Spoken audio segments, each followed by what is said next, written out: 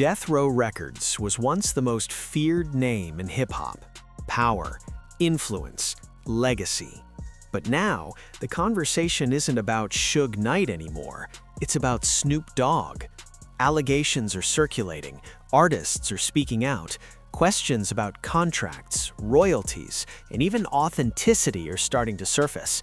No court rulings, no confirmed findings, but when multiple voices begin raising similar concerns, it forces a bigger question. Is this simply business in a modern music industry, or is there more happening behind the scenes than fans realize? I'm gonna go get this chain clean. This Snoop took this off his neck and put it on my neck in a So High video. And I went to go get the chain cleaned, and I'm like, shit. The person I took it to was like, shit, you want to clean it? He's like, what's this? I'm like, what you mean, what's this? Man, I don't know if I should have thought if it was real or not, right? But shit, like even the little fake shit that I wear, you know, it's. I mean, let's not even say cubic. What's the other ones that you wear? This most tonight. Like, this ain't shit. This shit ain't worth shit. So not only did you f with me while I had shit going on, you kind of put me in danger.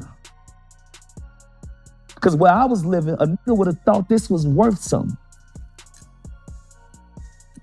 But I don't think he considered that. He just wanted to look like, just like what he do with everybody else. I'm gonna pass out all these motherfuckers. What is this, a fucking baddies chain?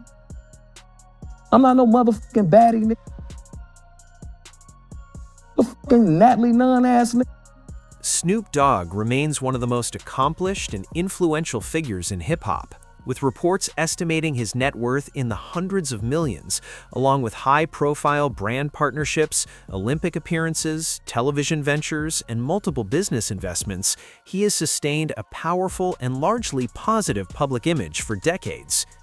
Given that long-standing reputation, the recent allegations have come as a surprise to many observers.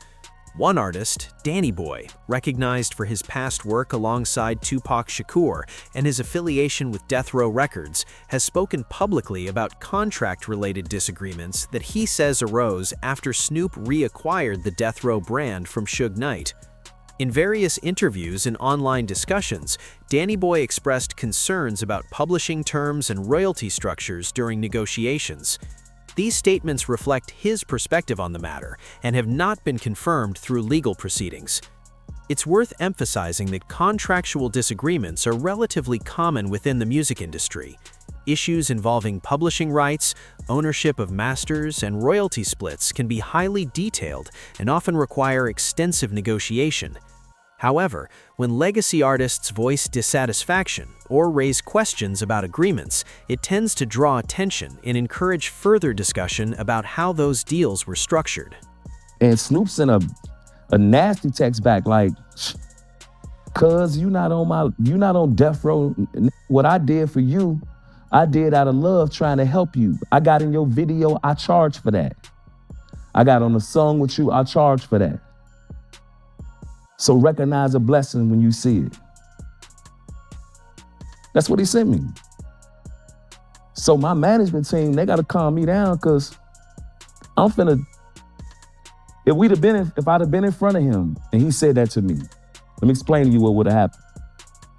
Those big guys that you see with him, they probably would have beat my brains out because I would have slapped the shit out of Snoop.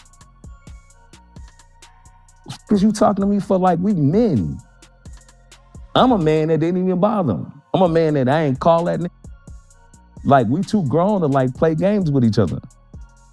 And at the end of the text that he sent me, you know, when he sent me that text, I held myself back. So my team like, man, just don't say nothing, D. This could be a great opportunity. I'm quiet. And he said something else smart to me, like about a week or so later. Give me a good story about him outside his ass running in the Olympics. Or whatever he's doing with the Olympics, of being on a fucking cake box or some shit. All that nigga talked to me about when we talked was God. I'm really thinking like, damn, it's cool. Man, get your ass out of here. You reap what you sow, man. The renewed attention around Death Row's revival also brings historical context into the conversation. When Snoop Dogg acquired the iconic label, many viewed it as a symbolic, full-circle moment, an artist regaining control of a brand that shaped his early career alongside figures such as Dr. Dre and Tupac Shakur. For longtime fans, the acquisition represented continuity and legacy. At the same time, some commentators have questioned whether the updated business framework under the revived Death Row aligns with what artists expected. A few discussions online have even drawn comparisons to criticisms that surrounded Suge Knight during the label's original era. It is important to stress that these parallels are opinions and interpretations shared in public discourse, not established legal findings.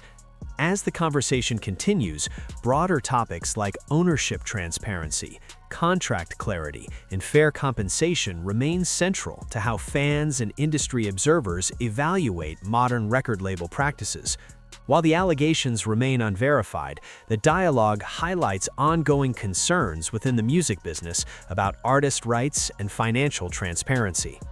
Yeah, I'm not on death row. Corrupt is on death row. Okay. Oh, so you guys, so he's on death row by himself, and then you are independent. And then what about the group?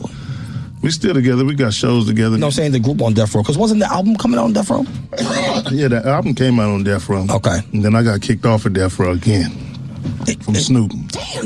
Got into it. Me and Snoop, it's my cousin. Yeah, we get into it all the time. He kicked me off. I ain't going back this time. Yeah, you're going back?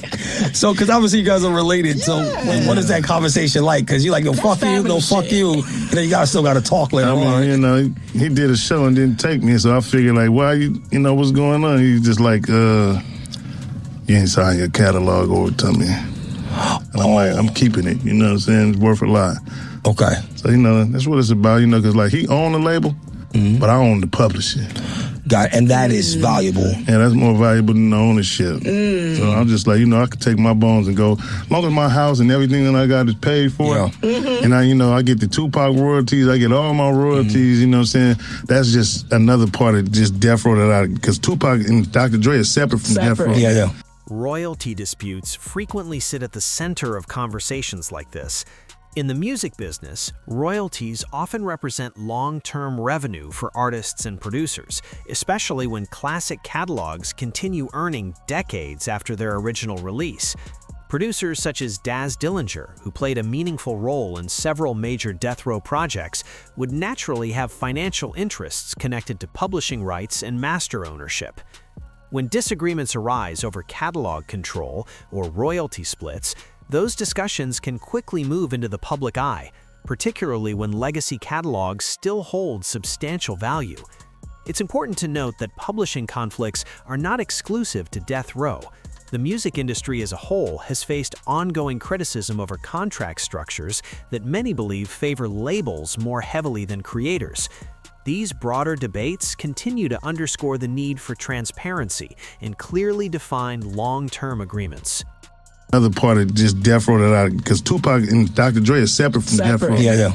So it's like, all the albums that Snoop had on death row, and it deplenished now. He only got 3 albums on there.